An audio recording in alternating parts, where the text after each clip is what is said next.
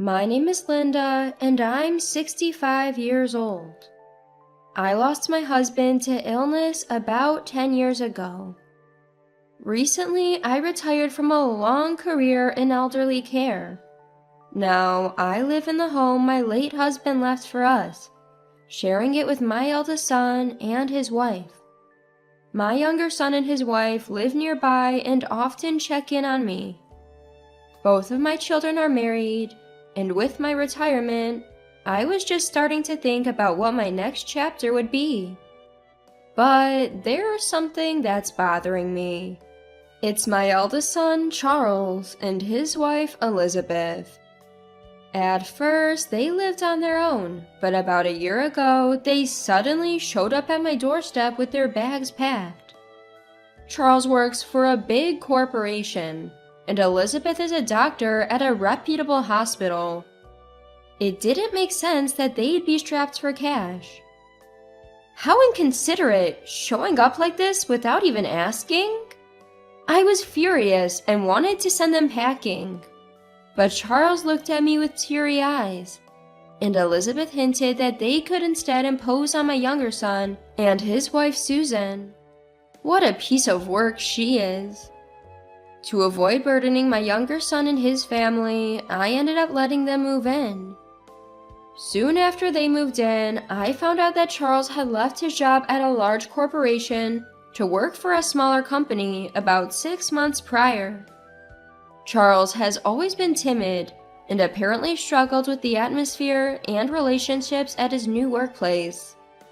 My salary dropped, but I like the culture at my current job. I don't regret it, but... According to Charles, Elizabeth's attitude worsened after his job change, to the point of hurling insults at him.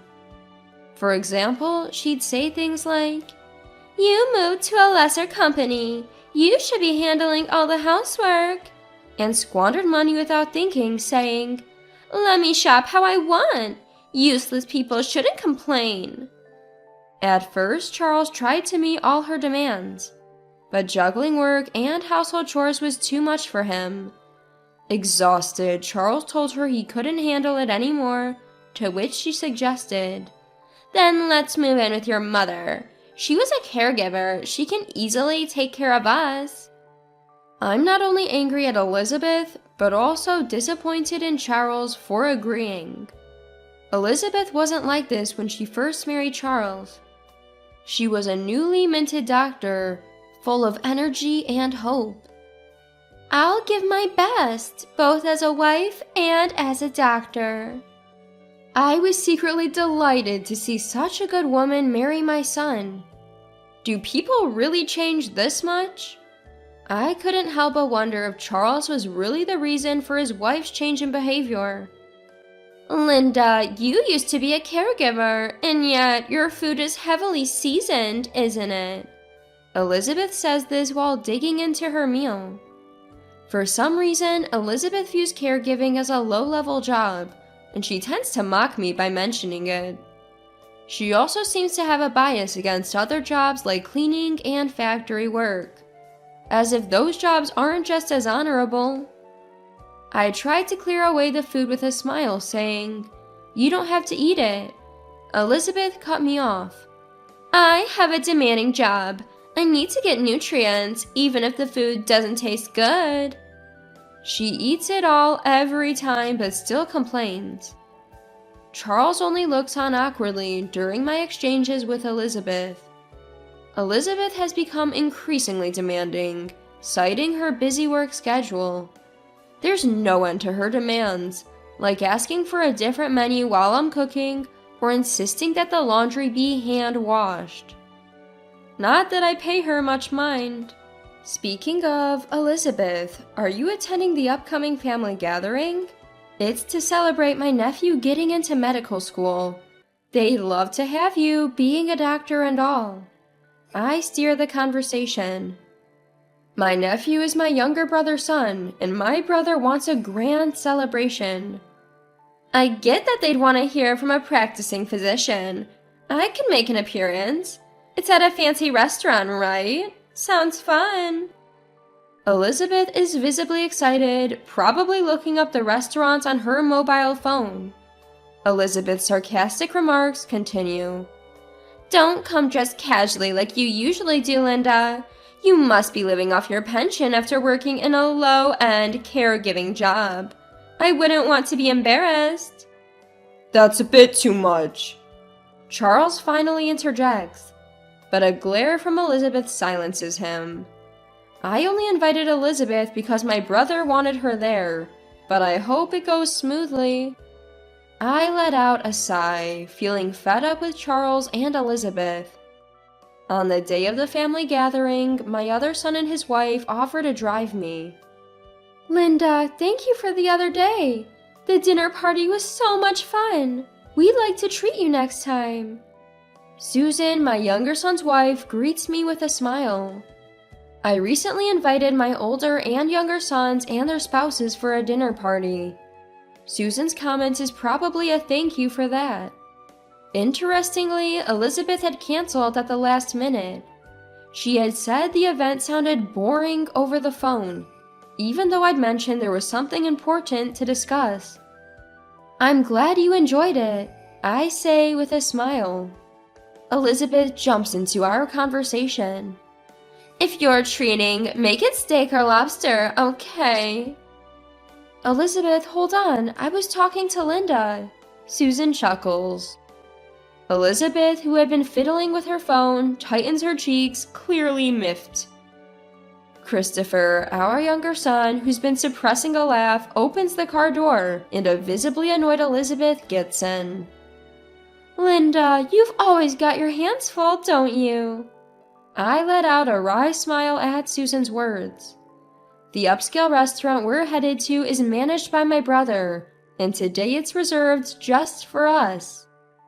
As we enter the spacious hall led by the staff, my nephew Jason and his parents spot me and come over.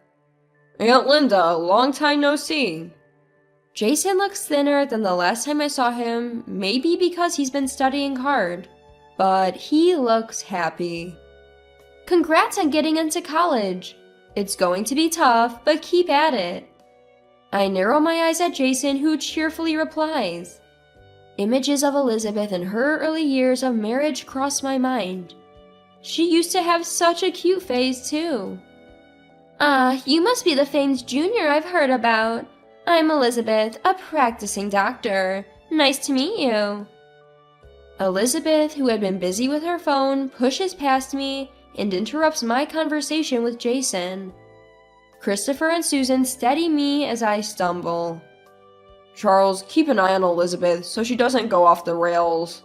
Christopher advises. Sorry. Thank you both. Charles, you're here to have fun too, so lighten up. Let's all enjoy the food together. My words relax Charles. Soon the food arrives and we all relish our time together as a family. Wow, your hard work really paid off, huh? Congratulations! Keep it up! Amidst the chit-chat, another relative congratulates Jason. Thank you, I owe it all to my parents for letting me try multiple times. I'll do my best to make them proud. Reacting to Jason's comment, Elizabeth, who had been gulping down wine, approaches him. So you tried multiple times? I got into a prestigious medical school on my first try. And even now, people see me as excellent. Elizabeth's face is beet red. She's clearly drunk. Charles in the background is trying to pull her arm and stop her, but it's futile. At the celebratory event, an unexpected comment freezes the expressions of my nephew and the relatives nearby. Elizabeth continues cheerfully. Well, passing after multiple tries is still passing, right? Just do your best. You don't look too gifted, and you probably can't keep up with your studies. I can't stand it anymore. I rush up to her and scold, Elizabeth, enough is enough. That's way too far, even if you're tipsy. Apologize. Elizabeth seems to finally notice the stares from everyone around her. Instead of showing any remorse, she snaps back at me. What? You, Linda, who's only capable of caregiving, are telling me, a doctor, to apologize? It's not about being a caregiver or a doctor. Why do you have to put others down? Why can't you understand that's a horrible thing to say to someone who's worked hard? My words earn nods of agreement from my younger son's family and other relatives. Thanks to the alcohol, Elizabeth's already red face, now combined with her angry expression, resembles a tomato. Quick as a flash, she grabs a nearby glass and attempts to splash its contents on me. I catch sight of a horrified Susan rushing towards me, and I instinctively shut my eyes. Stop it! A man grabs Elizabeth's hand, stopping her. The crowd murmurs at the entrance of a gentleman around my age. Recognizing him, I exclaim, "James!" Sorry I'm late, Linda. Susan sighs in relief, and I can see she's concerned for me. Still trembling with a furious expression, Elizabeth shouts, "You're also a relative? Stop meddling!" James tries to seize Elizabeth's hand. He looks at her with pity and says, It's surprising someone like you is a doctor. What you should be doing is encouraging and supporting him in the struggles to come. Could you please refrain from such distasteful behavior, for the sake of other doctors as well? My nephew awkwardly shrugs his shoulders. The surrounding family and Christopher are encouraging him, saying, Don't worry about it. Elizabeth, this is James, who is going to remarry Mom. "Remarry?" Shocked by Christopher's words, Charles explains, Remember that dinner you suddenly decided not to attend? That's when we introduced him to the family. He's practically family now, so he was invited today. Elizabeth yells, "I wasn't told about this!" To which my older son replies, We did tell you, and shrugs his shoulders. Eventually, Elizabeth snorts. "Seriously, you're getting remarried at your age? Isn't that embarrassing? I bet your partner is just like Linda, living off a pension. Why don't you give Linda's house to Charles? That house is too good for her anyway. Broke pensioners like you should just leave and live in a cheap apartment with your new spouse." For the first time in my long life, I was rendered speechless by anger. My fists shook. I can tolerate her mocking me, but insulting James, who agreed to spend the rest of his life with me, is unacceptable. "Don't you know, Elizabeth? James is the brother of the hospital director where you work." Susan, who had been pale since Elizabeth's rant began, revealed James's identity. "Wait, what? My director's brother?" A dumbfounded Elizabeth receives a wry smile from James. I'm just a humble town doctor. I don't have the high-ranking position my brother has. I've heard from Linda and my brother that you're quite the problem child. Despite your skills, you're disrespectful to patients, and complaints about you are numerous. Elizabeth's face turned pale, as if her buzz had instantly worn off. James had humbly understated his own accomplishments. He was a respected doctor who had branched off from a big hospital to lead his own private practice. Many of my relatives are his patients, and he's well regarded. A murmur of agreement ripples through the crowd, even some laughs tinged with scorn. "What is this? I didn't hear about any of this." Elizabeth, visibly disturbed, drops her phone. As a senior physician and a medical professional, she probably thought she would be praised by everyone. Picking up the phone, Charles's expression darkens instantly. For once, Charles, who usually remains still or shows only fear, clearly displays his anger. Peering into the phone screen, Christopher, Jason, and the rest of the relatives also look disconcerted. "Hey, give it back!" Elizabeth lunges clumsily at Charles but trips, falling flat on the ground. Charles looks down on her coldly. We're getting a divorce. Charles hands me the phone with a curt remark. Both James and I look at the screen, our eyes widening. Messages between her and a man appear. Family gatherings are so boring. If I'm going to a fancy restaurant, I'd rather go with you. And I shouldn't have come. Should have just gone on a date like usual. Cheer me up after this, okay? Let's get all lovey-dovey. Elizabeth's messages, coupled with replies, reveal an unmistakable romantic relationship. Cheating? No wonder she's always on her phone. I glance at Elizabeth, her face drained of all color, completely pale. From red to blue, and finally white. Rare to see someone's face change color so drastically in such a short amount of time. Wait, hold on. Talking about divorce isn't something we should do here, is it? Elizabeth's voice quivers. Charles retorts, Says the person who made inappropriate comments and disrupted everyone. I can't help but agree. I've asked Charles before, have you ever thought about divorce? No matter how coldly or harshly he was treated, he never mentioned divorce. From an outsider's perspective, the reason must have been love, and nothing else. The moment he saw Elizabeth's phone, whatever love remained must have vanished. Finally breaking down, Elizabeth burst into tears. I'm so sorry. I apologize for everything. The affairs, all of it. Please forgive me. Her pathetic cry echoes through the air. Then, unsolicited, Elizabeth starts spilling the beans through her tears. How she got carried away thinking she was special because she's a doctor. How she met someone better than her husband Charles and got carried away. And how she wanted to push all the housework and troubles onto Charles and me so she could have fun with her lover. All excuses, I think, a dry smile crossing my lips. Charles thought her behavior changed due to a job shift, but that wasn't it. The timing of his job change probably coincided with when she started cheating. I grab Elizabeth's arm and make her stand. Elizabeth, if you're going to apologize, show it in your actions. We'll talk later. Don't make everyone else uncomfortable any longer. Upon hearing my words, Elizabeth apologizes deeply on the spot, tears streaming down her face. After the dinner party wrapped up, Charles and I immediately went to apologize to Jason and his family. My second son and his wife, along with James, followed us. Jason's dad, who is also my younger brother, was furious, but Jason was smiling. Today taught me that arrogance leads to ruin. When I become a doctor, I'll make sure not to make the same mistakes as Elizabeth.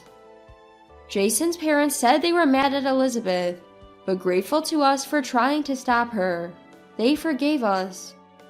Also, congratulations on your remarriage. Aunt Linda, you've always been dedicated to caregiving, and you're an incredible person to your family and others.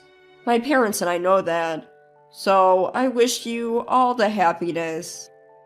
At Jason's words, everyone else remembered and James and I were showered with blessings from relatives. Elizabeth was sulking in the background, glaring in our direction. A divorce discussion with Charles is looming for her. Elizabeth's divorce seems inevitable. Months later, as my eldest son divorced, I remarried James and we lived together. Turns out Elizabeth's affair was with a married man. The damages claimed from Charles and the lover's wife will likely be substantial. Additionally, Elizabeth lost her medical license due to her existing bad reputation and her affair with a married man. I imagine she'll have to make a living in some job she once looked down upon. As for me, I continue my work as a caregiver in my husband's private hospital. I just love this job. My home after remarriage, and now houses Christopher and his spouse. Charles, who was supposed to inherit the property, declined. He handed me some money afterward, saying it was a matter of settling things. I couldn't refuse. Charles apologized again, pledging to change his weaker self, and now lives alone in an apartment. Just the other day, I got word that Susan is pregnant. I can't wait for the arrival of my grandchild.